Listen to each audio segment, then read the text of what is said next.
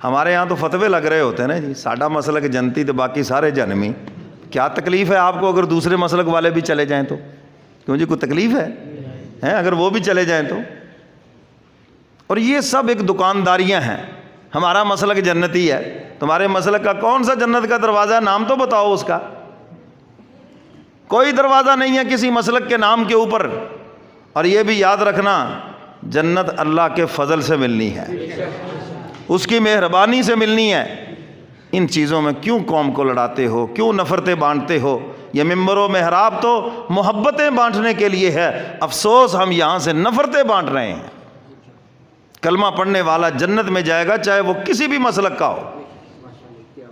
اگر اس کا عقیدہ ٹھیک ہے، اگر اس کے معاملات ٹھیک ہیں، وہ جنت میں جائے گا اور اس کو جنت میں جانے سے کوئی بھی نہیں روک سکتا. تو اس لیے اتنی چھوٹی بات نہ کیا کریں. اور بعضے اپنے آپ کو جنتی سمجھتے ہیں، دوسروں کو جہنمی سمجھتے ہیں. اپنے آپ کو میں تو جنتی ہیں جی پکا ہے. کسی سے پوچھ کے ہاں جی مینوں بڑی امید ہے میں بخشیا جانا، تو دوسروں کی بات آئے گی انہوں اللہ میاں بخش دے گا جی. تیرے سے پوچھ کے بخشنا ہے نا اس کو. یعنی عجیب سوچ ہے ہماری. حالانکہ دوسروں کو جنتی سمجھنا، دوسروں کے بارے میں اچھا گمان کرنا، یہ مفت کی نیکی ہے. ظن المؤمنین خیرا، مومن کے بارے میں اچھا گمان کرو.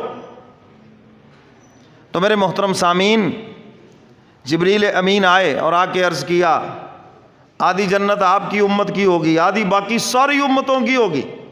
ایک ایک صف کے اندر پتہ نہیں کتنی کتنی امتیں کھڑی ہوں گی، لیکن فرمایا یہ امت محمدیہ ہے جو 80 صفوں کے اوپر مشتمل ہوگی.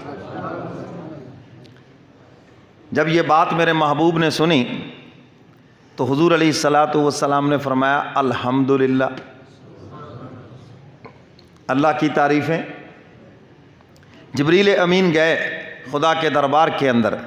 ایک چونکہ طویل حدیث ہے میں تو خلاصہ سنا رہا ہوں. خدا کے دربار میں گئے، الہ العالمین محبوب نے آپ کی حمد و ثنا کی ہے، لیکن جس طرح خوش ہونا چاہیے تھا بھی ویسے نہیں ہوئے. جیسے محبوب کے رخ انور کے اوپر وہ بشاشت اور وہ خوشی ابھی تک وہ نہیں آئی. حق تعالیٰ فرماتے ہیں اچھا جبریل جاؤ پھر یہ قرآن کی آیت لے جاؤ. فرمایا وَلَسَوْفَ يُعْطِيكَ رَبُّكَ فَتَرْضَىٰ. حق تعالیٰ فرماتے ہیں میرے محبوب ان قریب ہم آپ کو اتنا عطا کریں گے کہ آپ راضی ہو جائیں گے. حضرات صحابہ کرام نے عرض کیا کملی والے پیغمبر، اللہ کا دیا ہوا سب کچھ ہے، لیکن اس آیت کے اندر کون سی خوشخبری سنائی جا رہی ہے؟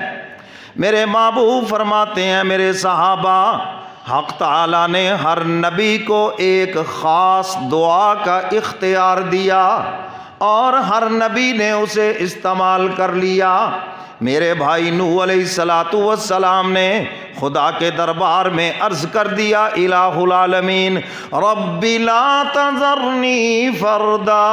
اے الہ العالمین یہ سب باغی ہیں، اب کسی کو دھرتی پہ زندہ نہ رہنے دینا. نوح علیہ السلام کی دعا قبول ہوئی، سب ہلاک ہو گئے، صرف ایمان والے بچے. رب لا تذرنی علی الارض من الکافرین دیارا. یا اللہ کسی کافر کو زندہ نہ رہنے دینا، کسی کافر کا گھر نہ رہنے دینا. میں نے بڑی کوشش کی، یہ سب باغی ہیں. حق تعالیٰ نے دعا کو قبول فرما لیا. میرے محبوب فرماتے ہیں میں نے اپنی اس دعا کو آخرت کے لیے مؤخر کر دیا ہے. فرمایا جب حشر بپا ہوگا اور میں حق تعالیٰ کے سامنے سربا سجود ہوں گا اور میں اللہ کو اللہ کا وعدہ یاد دلاؤں گا، اے الہ العالمین آپ نے دنیا میں میرے ساتھ وعدہ کیا ہے وَلَسَوْفَ يُعْطِيكَ رَبُّكَ فَتَرْضَىٰ. میرے محبوب ہم ان قریب آپ کو اتنا عطا کریں گے کہ آپ راضی ہو جائیں گے. اے الہ العالمین میں نے اس وقت تک راضی نہیں ہونا جب تک کہ میرا ایک ایک کلمہ پڑھنے والا جنت میں نہ چلا جائے.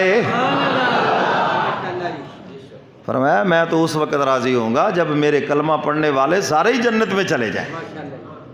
اور حضور علیہ الصلاۃ والسلام نے فرمایا میرے صحابہ میں تو تمہارے لیے سب کر رہا ہوں، لیکن ایک بات یاد رکھنا، اللہ کے ساتھ کسی کو بھولے سے بھی شریک نہ ٹھہرا دینا، ورنہ پھر میری سفارش بھی تمہارے کام نہیں آئے گی، کیونکہ اللہ نے مشرکوں پر جنت کو حرام کر دیا ہے۔ مشرک کی مغفرت نہیں ہوگی، باقی سب کی مغفرت ہو جائے گی۔ اور مشرک کسے کہتے ہیں؟ جو اللہ تعالیٰ کی ذات میں اور اس کی صفات میں کسی کو شریک ٹھہرا دے، اسے مشرک کہتے ہیں۔ وہ وحدہ لا شریک ہے، اپنی ذات کے اعتبار سے بھی اور اپنی صفات کے اعتبار سے بھی۔ آپ کسی بھی مسلک سے تعلق رکھتے ہیں، آپ کے عقیدے کے اندر شرک کی بو نہیں آنی چاہیے۔ اور حضور علیہ السلام